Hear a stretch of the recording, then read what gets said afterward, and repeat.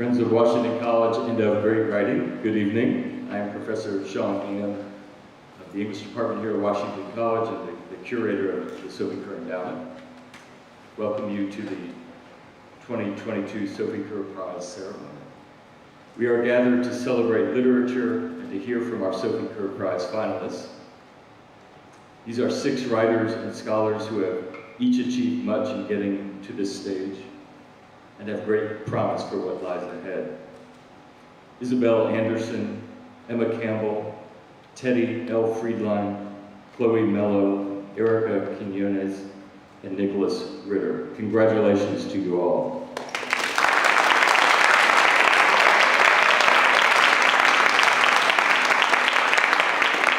As you can see, we are doing a hybrid version.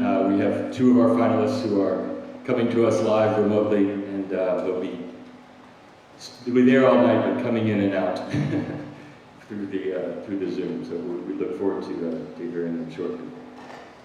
A good way to give our attention to this present moment and this promise for the future is to consider where we are now and how we got here.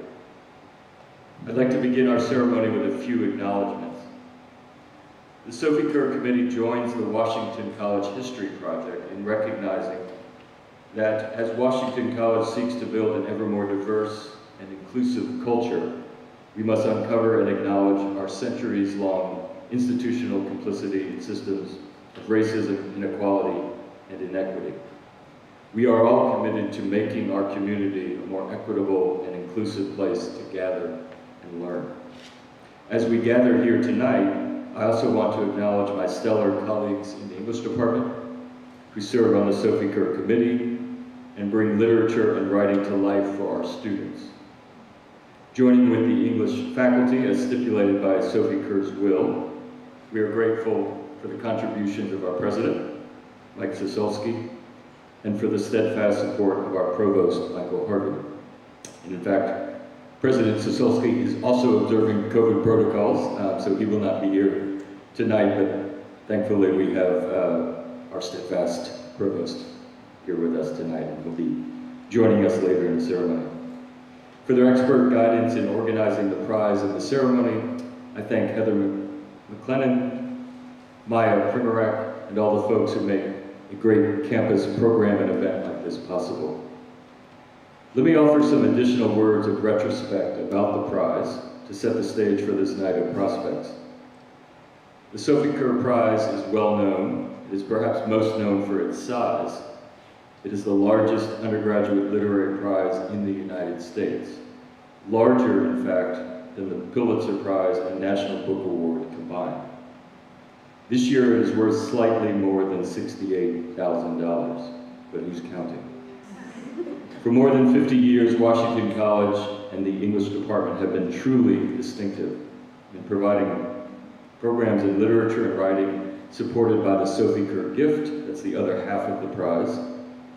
Writers and scholars brought to campus every year to talk and work with students on fiction and nonfiction, poetry and publishing, journalism and editing, literary criticism and creative writing.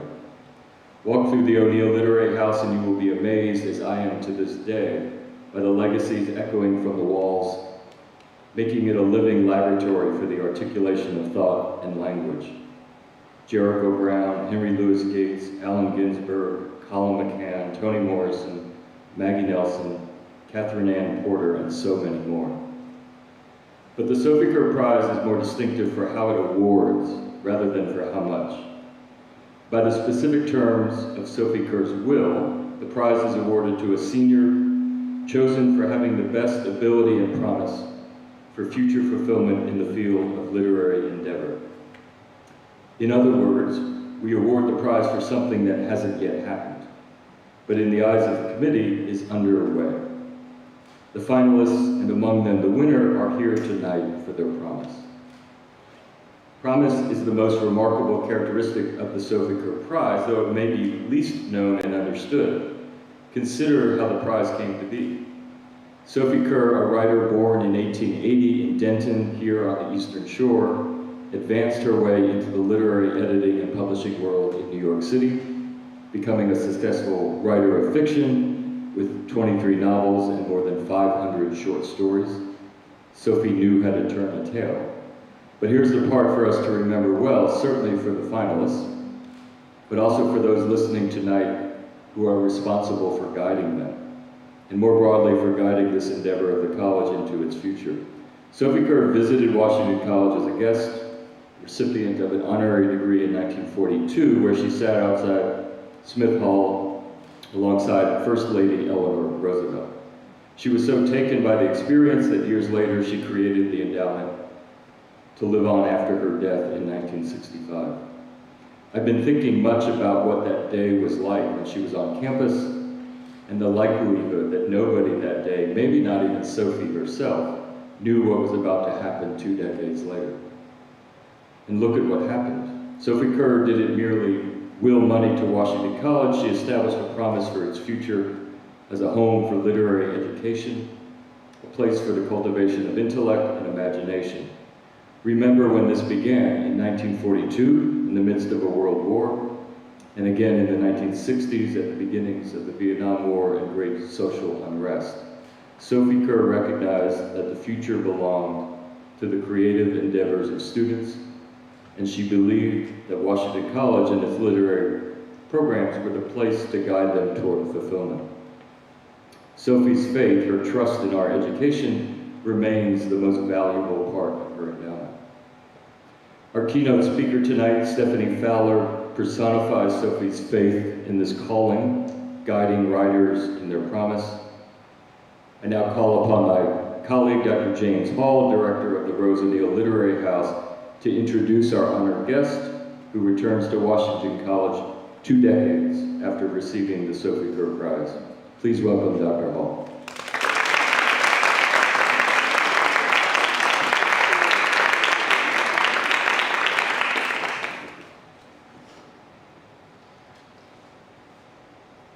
Good evening. Good evening. Can you hear me now? Great. How's it going? How you all doing? Okay? So far? Okay, good. We have a check. All right.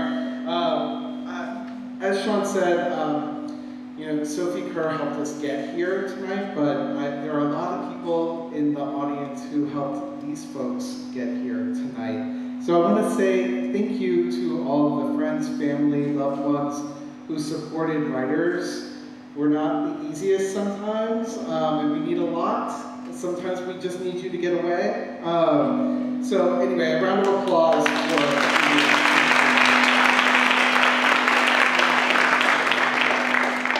It's my delight to introduce Stephanie Fowler. Creative nonfiction is a delightfully slippery genre. It marries the world of facts to the world of dreams. Creative nonfiction writers believe, rightly, I'd say as a practitioner myself, that you convey more of yourself to someone else by telling me what you dreamt last night, as opposed to simply handing over your driver's license. Creative nonfiction writers believe how and what we imagine are just as important as the records that try to identify or contain us. Or put another way, nonfictioners confront the struggle between the ways the world defines us and the way we define ourselves. When I teach nonfiction, the first day we fill up the chalkboard with the kinds of writing that may fall under the category. We move from objective to subjective, creating a kind of continuum along the way. Documentary, journalism, photography, all belong closer to one end of the spectrum than do diary, memoir, and personal essays. And yet, most creative nonfiction blends the subjective and the objective, trying not to tell just one life's story, but how that life is emblematic of a time, place, and culture. The micro and macro illuminate each other. Embedded in each of us are the pleasures, joys, pressures, and idiosyncrasies of where, how, and what we lived through. For her most recent book about the life and death of her high school English teacher, Stephanie Fowler interviewed more than 30 people reviewed newspaper articles and police records and letters from friends and loved ones. She traveled to Alice Davis's hometown and places that were important to her. Chasing Alice, the book that resulted from this work, is a blend of memoir and true crime documentary, of journalism and personal writing, of wrangling with the self and the world. Chasing Alice tells us not just about Alice Davis, or indeed just about Stephanie Fowler, but about particular attitudes regarding women, education, rural and urban geography, class, and violence, among many other things. Fowler's is a lyrical style, tempered with a knack for specific detail and haunting image. You can tell she went to Washington College. Chasing Alice is beautifully written, and I hope you'll give it a read. We have a signed copy at the Lit House if you want to borrow it. Fowler asks more questions than she answers in the book, and finds the exact right ways and words to do justice to her subject. The real subject is memory, and the ways words and books help us to make memorials that last longer than our own bodies do. There will be no markers, no pilgrimages through pokeweeds and mosquitoes, Fowler writes, to that lonesome, quiet meadow where instead of an outline on asphalt, there is only the soft passing of time and the colors of the seasons. She is describing the place where Alice Davis's body was found. There is only a sifting through of the stories and memories and a wrenching search for facts amid the fictions. Now, there is only the chasing of Alice. In addition to Chasing Alice, Stephanie Fowler is the author of Crossings. She runs Saltwater Media, an independent self-publishing media boutique in Berlin, Maryland, and she lives with her wife, Patty, in southern coastal Delaware. I cannot help but wonder if we are all the best loved when we are the most seen, Fowler writes at the end of Chasing Alice. For a writer, that is perhaps the truest sense of what we do, love the world by seeing it, recording it, describing it, putting it down, how we moved through and how it moved through us. As a writer, Fowler puts the world back together, recovers the lost, and tries to place contexts and fragments together to make a richer, more complex, more whole story. Please help me to welcome Stephanie Fowler back to Washington College.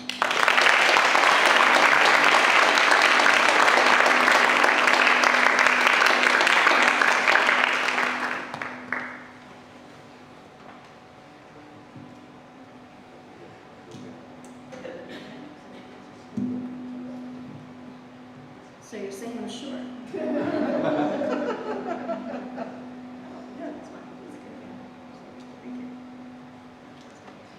After that introduction, I'd like to meet myself. Before I get into my notes here, I want to congratulate each of you. Oh, they were. And I think I can speak for just about everyone in here when I say that to be sitting on this stage is proof of your hard work, your investment in yourselves and in your writing, and in your commitment to this craft. I applaud each of you.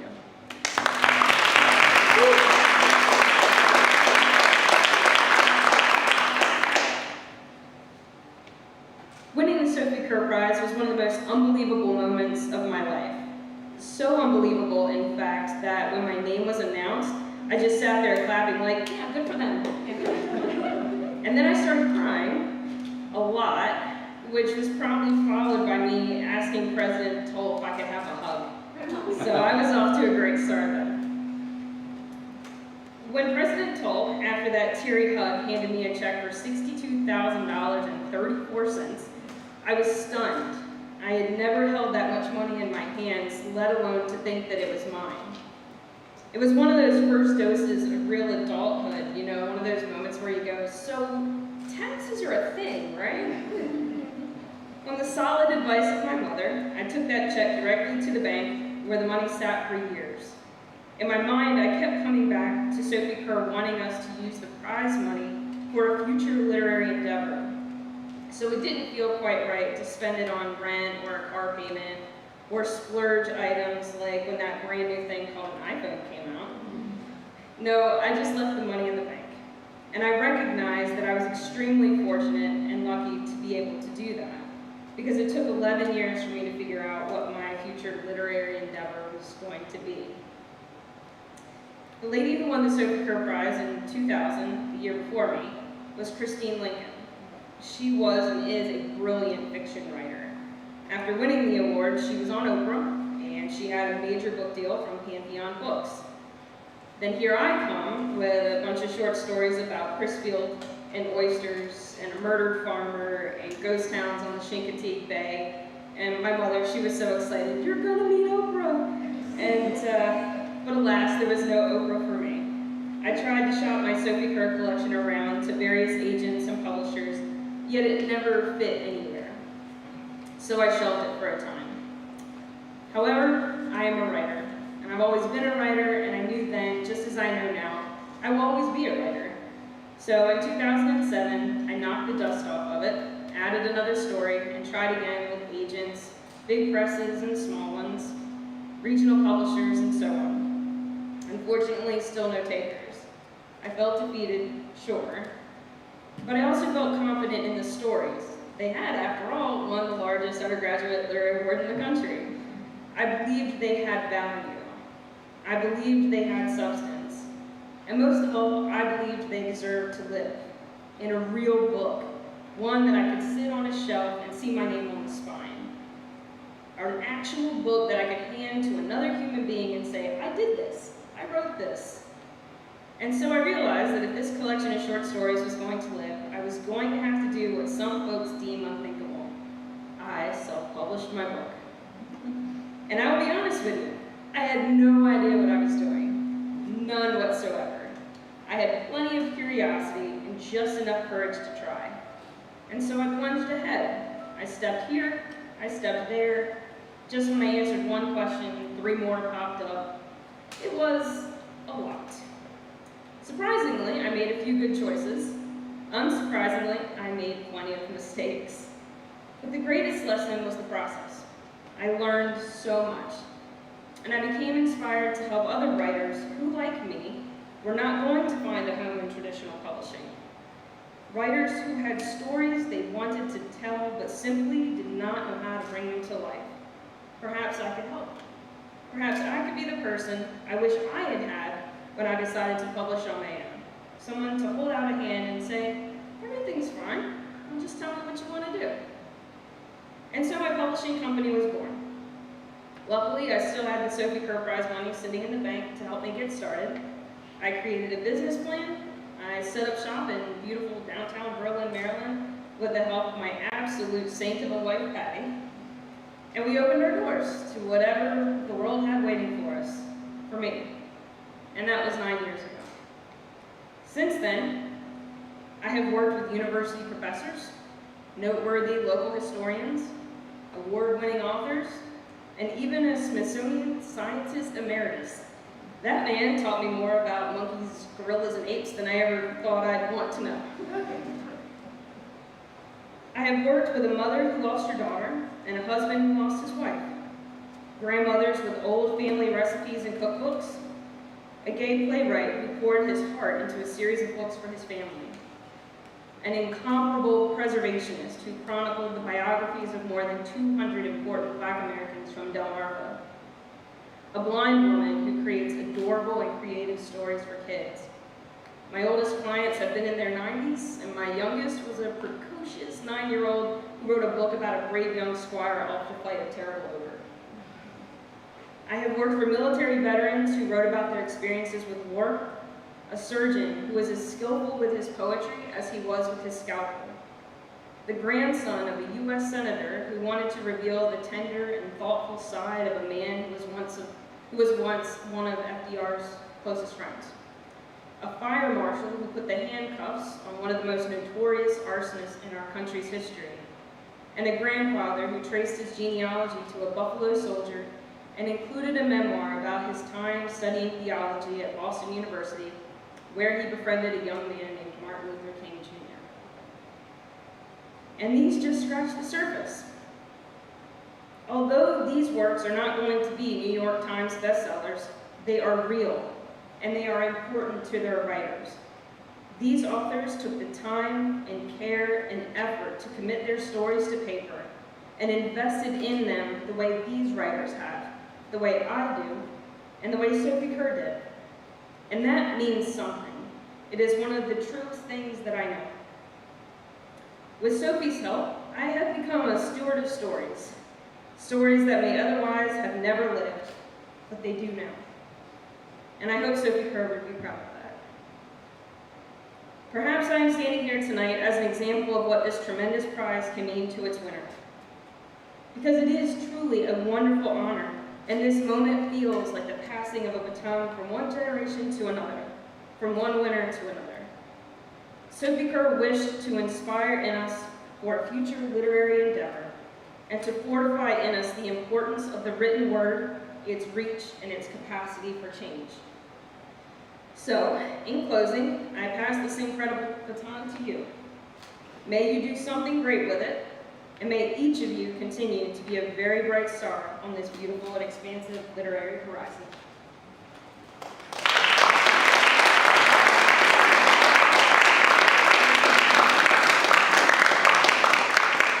Thank you. And I believe now, We will start. First up are our virtual readers. all right. So this is Isabel Anderson.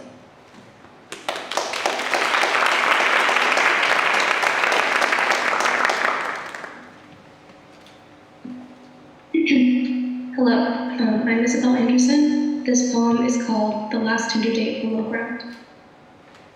On the cusp of June, you wonder again if you could ever love a man. The neighborhood's windows reopen and your cough syrup silences fill with the twofold noise of the 17-year cicadas, their own tissue paper speech and your family's speculation undiscussed. Your aunt asked, isn't it a mating call, with the same intonation as, do you have a boyfriend? She met your hesitation with half concession, or girlfriend, you never know these days. In mere LCD seconds, finger pads, marrying screen, you're in some guy's red sedan, and he thinks, because you write poems, that you do not know what a prime number is.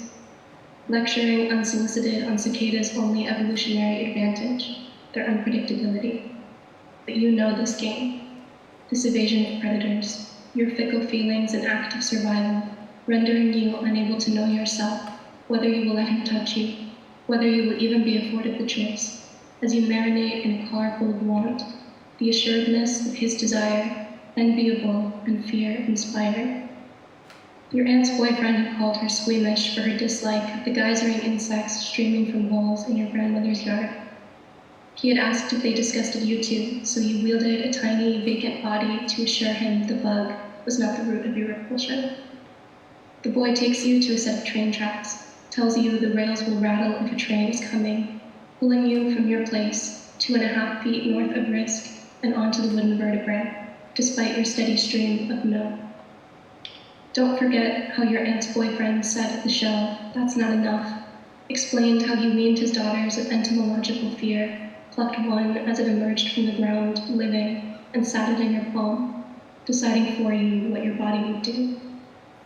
You think you hear a whistle, but it is just the boy's breath, hungry and intrusive as he graciously pitches up some gravel, playing against the track you mistake for the end, deciding you cannot die before you love a woman. You are able only to remember that new old being you led from ground to bark, where you watched how its screaming out for love pulled off the skin it wore for nearly 2 decades, all touch, yours included, left on the hollowed suggestion of what it once was. Thank you.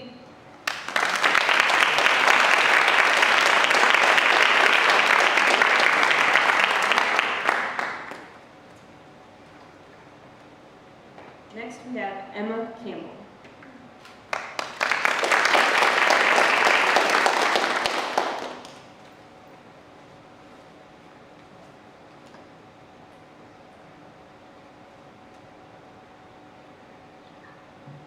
Hi everyone. I'll be reading excerpts from a short story, so I'll read a little from the beginning and then a little from the middle. And the piece is called The Right People. They bought the house 3 months after their wedding, when an elevator could feel more spacious than Buckingham Palace, so long as the two of them were in there together. It was a wise investment, they said. It would pay for itself. They were a marvelous, responsible couple because something in the universe had designed them that way. Their being together was foreordained, as inescapable as human extinction. It took them a year to move in completely. They bought all secondhand furniture, delighting in how thrifty and eco-conscious they were. They decorated the windowsills with potted plants and seashells, hung her hand-stitched pot holders from the kitchen cabinets, and arranged books and picture frames and novelty trinkets until the built-in shelves groaned beneath it all. They argued over replacing the carpeting in the den with hardwood floors. She thought the carpet smelled like hospital chemicals. He thought it felt like pudding under his aching heels. She wanted to strangle him, thinking it was a stupid excuse for a man who did not walk around enough to have sore feet. But his fingers fumbled at his shirt collar in that endearing way, and she reminded herself how lucky she was to have found him out of everyone else she could have found. They kept the carpeting. Friday nights were date nights. This was decreed by the color-coded calendar she'd mounted on the kitchen wall, which alarmed him until he saw how happy and in control it made her feel. They spent the first few Fridays having sex and then kipping together in their deliciously cramped and steamy kitchen. He felt so much love for her these nights that he thought he might be going a little insane. But it only took another year for those nights to grow dull, and since switching it up would require a new schedule, they clung to their routine. Every other day was for reminiscing. They spent evenings melted together on the couch in their living room, drinking slutty hot chocolates and poring over old college pictures. They did it with fondness and desperation, searching for evidence of being young and in love, hunting for photographic clues suggesting this feeling would never end. She got pregnant to prove she could. She didn't want kids. She didn't like the thought of being pregnant. She wanted to sleep on her stomach without worrying about squashing a tiny union of cells that had never agreed to become a person one day. She hated the paradoxical nightmare of loving a child, though she doomed them, having yanked them from oblivion into a tangled world built on hurt. But she was afraid her husband was getting bored. She plastered on a smile when he marveled over the positive test that came after 3 years of marriage and 6 months of trying. Everyone thought she was more beautiful pregnant than not. They didn't know what he knew. His wife was nonsensical. She cried at everything and nothing, apologized for fights she'd started in dreams, and snapped at him with infuriating petulance. He refrained from touching her if he could help it, battling his feelings of frustration with ones of gratitude. He pondered the excruciating monotony of falling out of love, wishing for an event, something unforgivable and unnatural he could point to and say, "This was when I knew." He distracted himself by resting his hand on her stomach and feeling for the soft jolt against his palm, the patient knocking of a thing waiting to become more real. He convinced himself the wrinkled, rubbery fetus crouched inside her was primed to save them. He loved her for holding it. He loved her without heat or urgency. He loved her patiently, counting the days until he could mistake the love for his child with love for her. I'll stop there, thank you.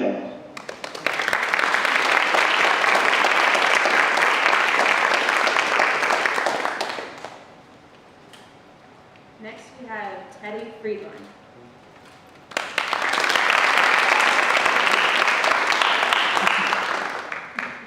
Just that. Hello. Hello. That's how you can hear me. Hello. My name is Teddy L. Friedland. I'd like to tell you a little bit about my Sophie Kerr portfolio first. It consists of a mixture of poetry and critical essays. Both of those modes tend to share similar subject matters for me. Interests of mine tend to include gender identity and presentation, religion and faith, literature and motherhood, among other things, and I write about both of those things, academically and creatively.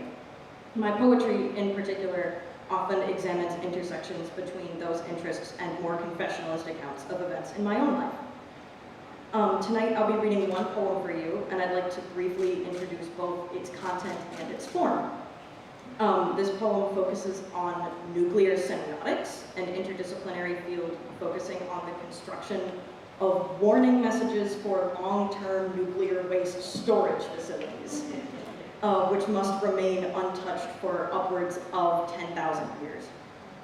And formally, this poem is a braided diptych, which means that the first lines and second lines of each couplet can be read as separate continuities which generate new meanings when read together. And the poem is entitled, "This Place is Best Shunned and Left Uninhabited," a braided diptych on nuclear semiotics. A British man in Giza reads a warning and crumbles a hole with dynamite. An atomic priesthood, perhaps. The Catholic Church has stayed more or less the same for centuries. A picture book decades later, I don't care who built the pyramids. Or we can make the land itself uninhabitable. A hostile warning, do not settle here. The acrid smell of rotted fruit, boats bobbing in oil, wolf head paintings, jars. Enormous thorn meadow writhing, eerie circle of basalt, streets held by solid rock houses. They kept the good shit in there, we think to ourselves. The gold, the history. An education center. Maybe. Diagrams on the walls showing what's below. That's why the tombs are sealed for thousands of years, picture warnings etched. Writing in images, as immortal as we can make it, assume they can see. Those warnings aren't for us, anyway. There is no danger to the body. But no language holds. No structure holds for 100,000 years, not yet. We think, of course, it's all a fairy story, legend, we comfort ourselves. What dissuades us? Nothing yet. What new legends do we string in constellations? This grave is far too old to harm us. Even the ghosts have passed. How do we tell them we mean it this time? Thank you.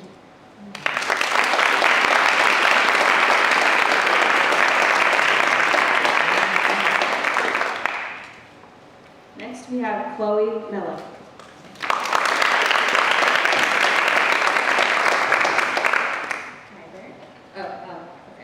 That should be, okay. I'm Chloe. I'm going to be reading 4 short poems from my collection, which is mostly poems, except for 2 pieces. The first one, I will just quickly with the title. It's titled A Short Bildungsroman Based in Appalachia. Bildungsroman is sort of coming of age, young hero journey type of term. Mama takes her boy's wrist in her mouth, holds it there, tells him, this is what it is like to age. Joint pop. She's getting her boy ready. He pops the knuckles of his other hand, waiting patient for Mama to release. Reminds the boy of a mosquito, pressing on, but not in, slapped to dead under a warm chlorine palm.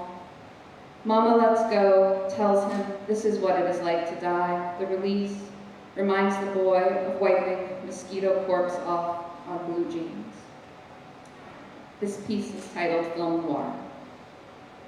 I have found my own body dead in the bed of someone else. The autopsy reveals that I am exaggerating. Come out from your beetle shell. Come out healed. This piece is titled Body is Harbor, after a piece by Jillian Bison. I was taking a walk in DC by a train station and saw a stair covered in glitter.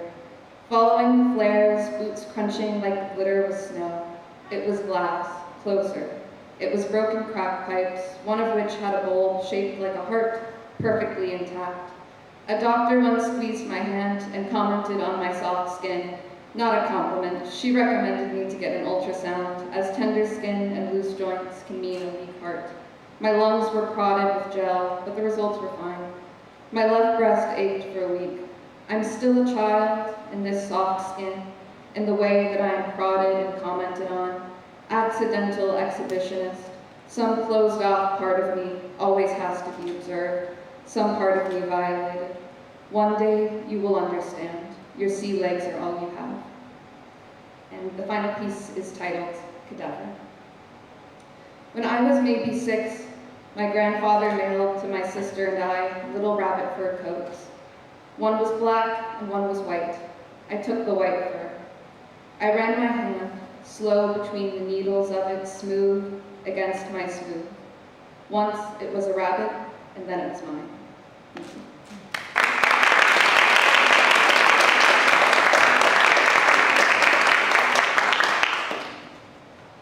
Next, we have Erica Quinones.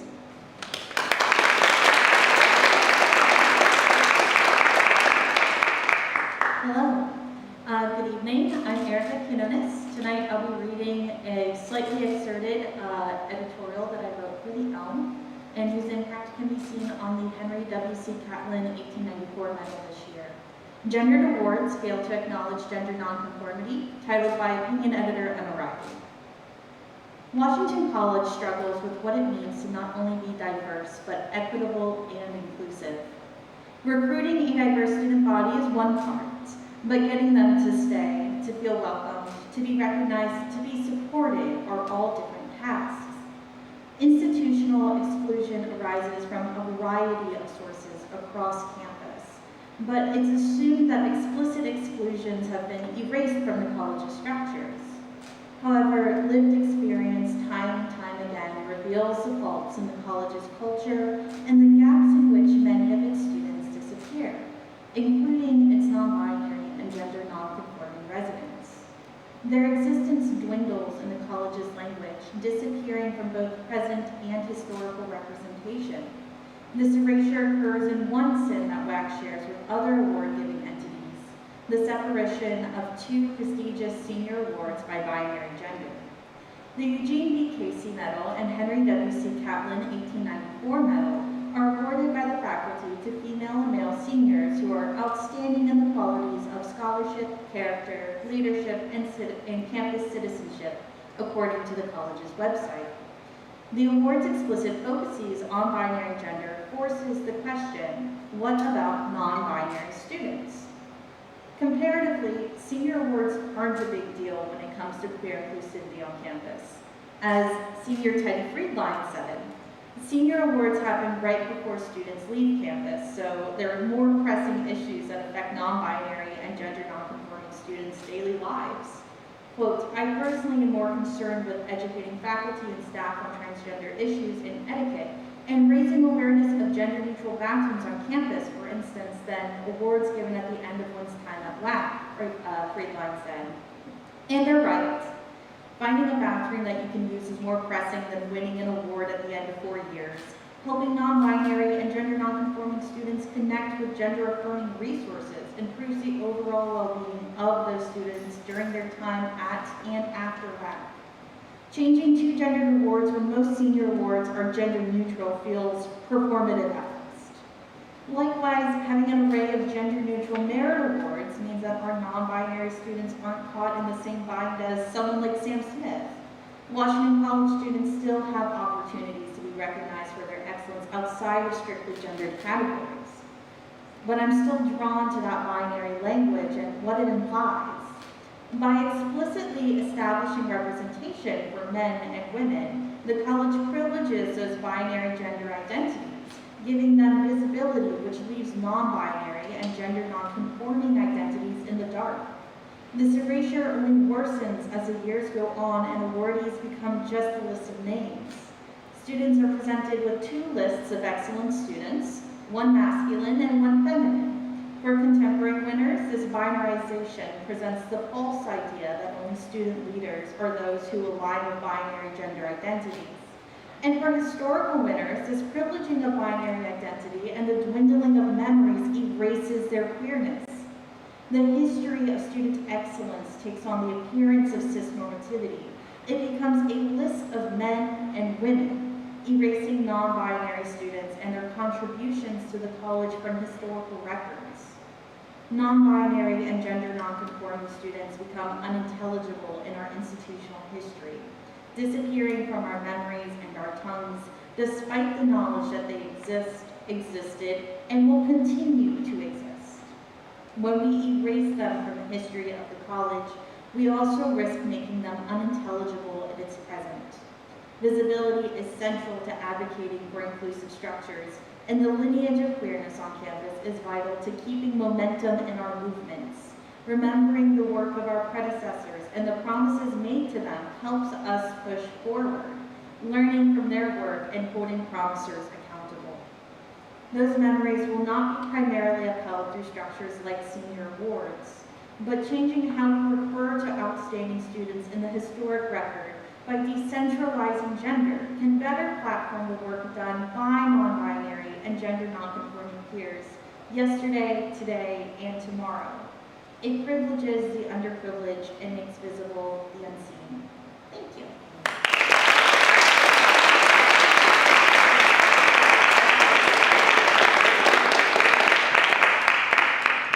And now, Nicholas Ritter.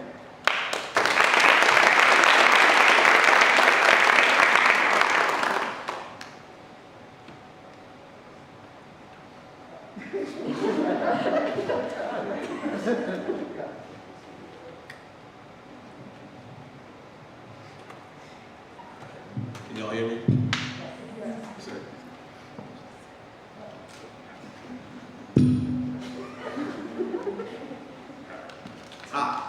Hi, my name is Nicholas Ritter.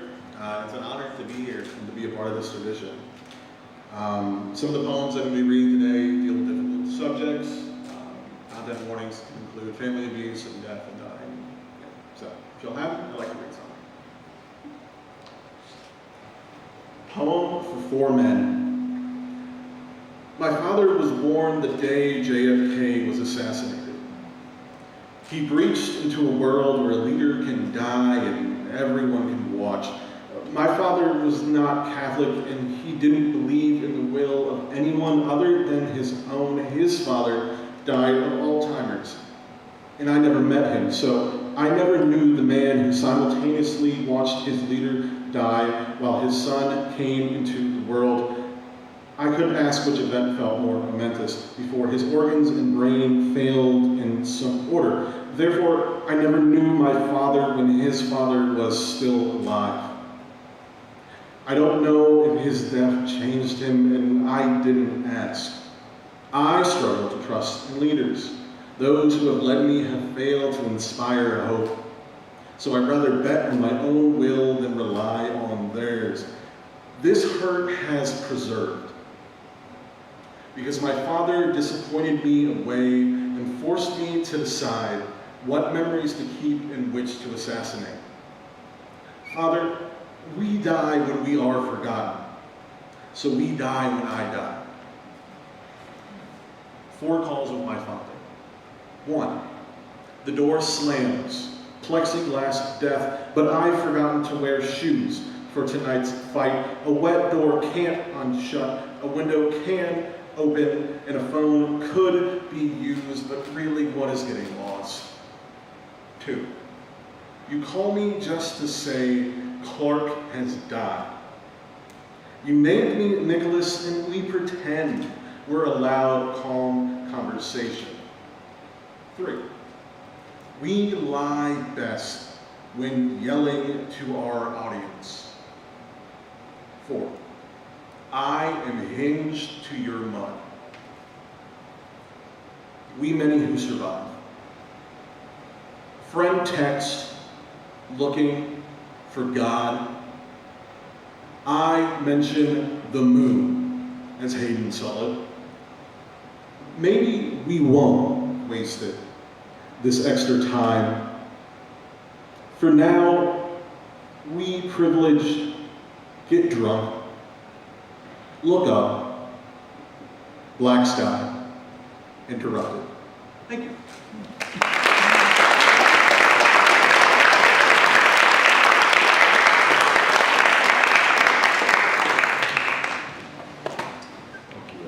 Well, as you can hear, in the voices of these writers, the future of our literary arts is in very good hands. Thank you for sharing your work with us this evening.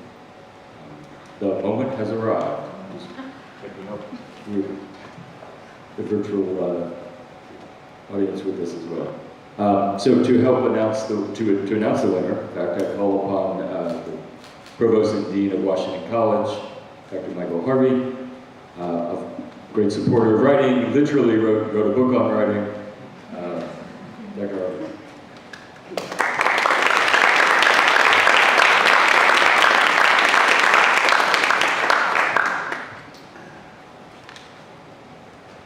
Thank you, Professor Ian, and thank you, students, for this extraordinary evening of your writing.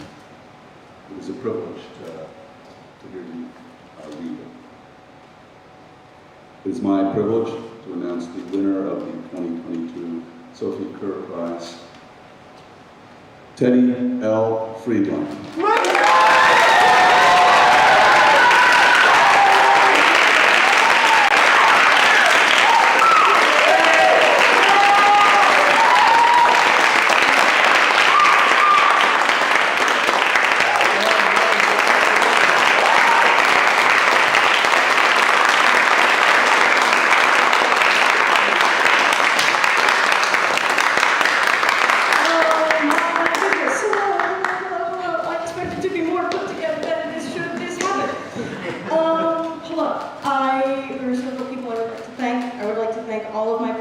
At Washington College. I would like to thank the entire English department, in particular Professor Kesey, for advising my thesis.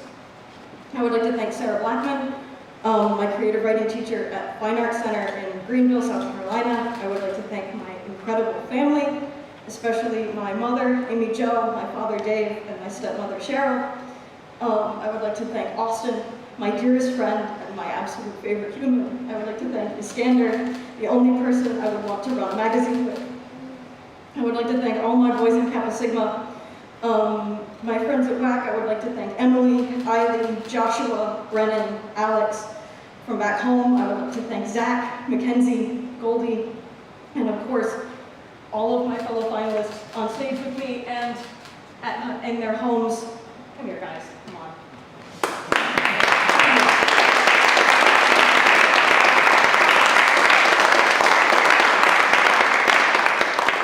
O'Hara wrote, oh, what did he write? I had it in my head earlier. He wrote so much is what he wrote. He wrote, I am the least difficult of men. All I want is boundless love. In my introduction to my portfolio, I wrote about community and how my favorite thing about the literary environment here on campus and about literature in general is community. Because not only does community make our writing better, it makes us better as people. And I can honestly say I could not be here on this stage with you today if it weren't for my fellow finalists in some fashion, whether it is through workshop or through friendship or through some other third thing that is more eloquent than what I just said.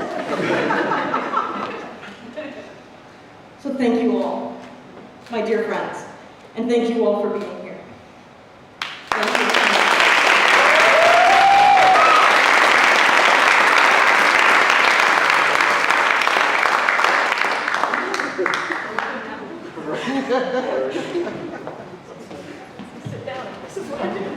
Thank you.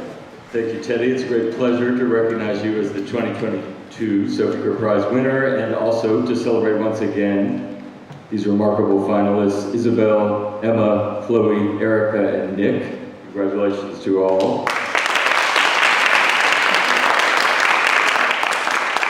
All of you are on your way to fulfilling the promise that we have recognized as your teachers and mentors and that Sophie Kerr envisioned when she came to Washington College years ago.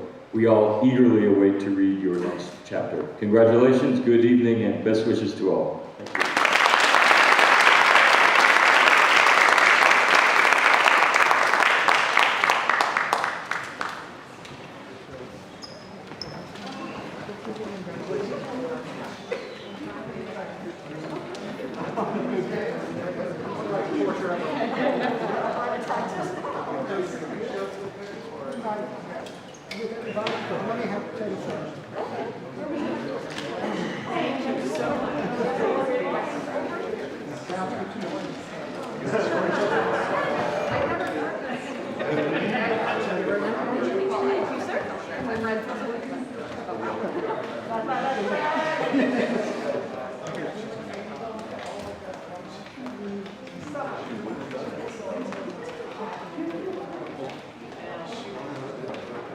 All right. Oh, so sorry. I put it directly where it should be.